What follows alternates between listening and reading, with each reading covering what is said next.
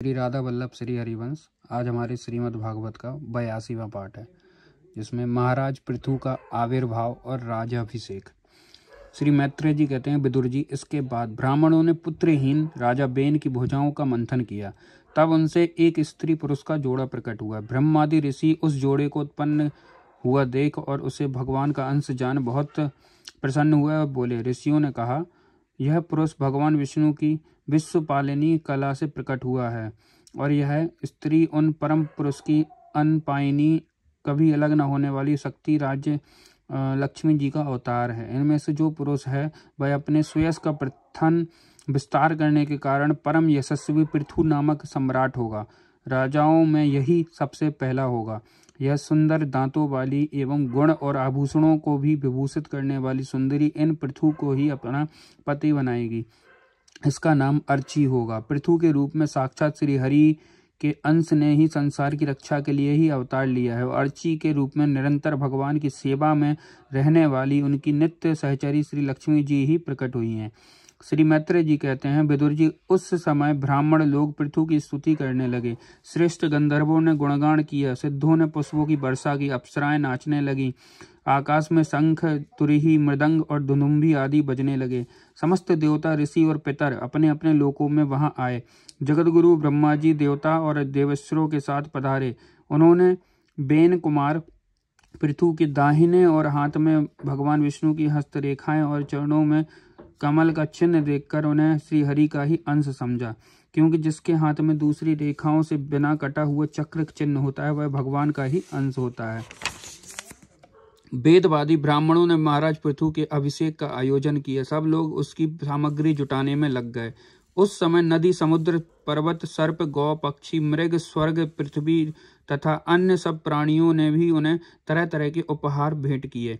सुंदर वस्त्र और आभूषणों से अलंकृत महाराज पृथु का विधिवत राज्य अभिषेक हुआ। उस समय अनेकों अलंकारों से सजी हुई महारानी अर्ची के साथ वे दूसरे अग्निदेव के सदृश जान पड़ते थे।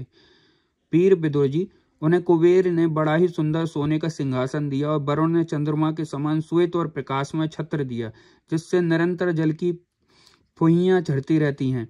वायु ने 2 च्वर, धर्म ने कीर्तिमयी माला, इंद्र ने मनोहर मुकुट, यम ने दमन करने वाला दंड, ब्रह्म ने वेदमय कवच, सरस्वती ने सुंदर हार, विष्णु भगवान ने सुदर्शन चक्र, विष्णु प्रिया लक्ष्मी जी ने अबीचल संपत्ति, रुद्र ने 10 चंद्राकार चिन्हों से युक्त कोसावली तलवार, अंबिका जी ने 100 चंद्राकार चिन्हों वाली ढाल, चंद्रमा ने अमृतमय अश्व, त्वष्टा विश्वकर्मा ने सुंदर रथ, अग्नि ने बकरे और गौ के सींगों का बना हुआ सुदृढ़ धनुष, सूर्य ने तेजोमय बाण, पृथ्वी ने चरण स्पर्श मास से अभिष्ट स्थान पर पहुंचा देने वाली योगमयी पादुकाएं, आकाश के अभिमानी घौ देवता ने नित्य नूतन पुष्पों की माला, आकाश बिहारी सिद्ध गंधर्व आदि ने नाचने, गाने, बजाने और अंतर ध्यान हो जाने वाली शक्तियां, ऋषियों ने अमोघ आशीर्वाद, समुद्र ने अपने से उत्पन्न हुआ शंख तथा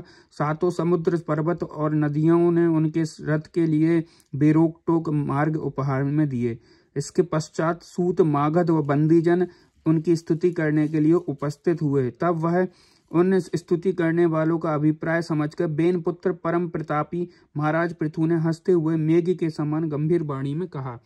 पृथु ने कहा, सौम्य सूत, मागध और बांदीजन, अभी तो लोक में कि मेरा कोई भी गुण प्रकट नहीं हुआ, फिर तुम किन गुणों को लेकर मेरी स्तुति करोगे? मेरे विषय में तुम्हारी वाणी व्यर्थ नहीं होनी चाहिए, इसलिए मुझसे भिन्न किसी और की स्तुति करो। मृदुभाषियों, कालांतर में जब मेरे अप्रकट गुण प्रकट हो जाएं, तब भरपेट अपनी मधुर वाणी से मेरी स्तुति कर लेना। देखो, शिष्ट पुरुष पवित्र कीर्ति में श्री हरि के गुणगान बाद रहते हुए तुच्छ मनुष्यों की स्तुति नहीं किया करते। महान गुणों को धारण करने में समर्थ होने पर भी ऐसा कौन बुद्धिमान पुरुष होगा जो उनके न रहने पर भी केवल संभावना मात्र से स्तुति करने वालों द्वारा अपनी स्तुति कराएगा? यदि यह विधाभ्यास करता तो इसमें अमुक अमुक गुण हो जाते। इस प्रकार की स्तुति से तो मनुष्य की वांछना की जाती है। वह मंदमती है, नहीं समझता कि इस प्रकार तो लोग उसका उपहास ही कर रहे हैं। जिस प्रकार लज्जाशील दार पुरुष अपने किसी निंदित पराक्रम की चर्चा होने बुरी समझते हैं, उसी प्रकार लोक विख्यात समर्थ पुरुष अपनी स्तुति को भी निंदित मानते हैं। सूतगण, अभी हम अपने श्रेष्ठ कर्मों के द्वारा लोक में अप्रसिद्ध ही हैं। हमने अब तक कोई भी ऐसा काम नहीं किया है जिसकी प्रशंसा की जा सके। तब तुम लोगों से बच्चों के समान अपनी कीर्ति का किस प्रकार गान करावें। श्री कृष्णाम चरण अस्तु।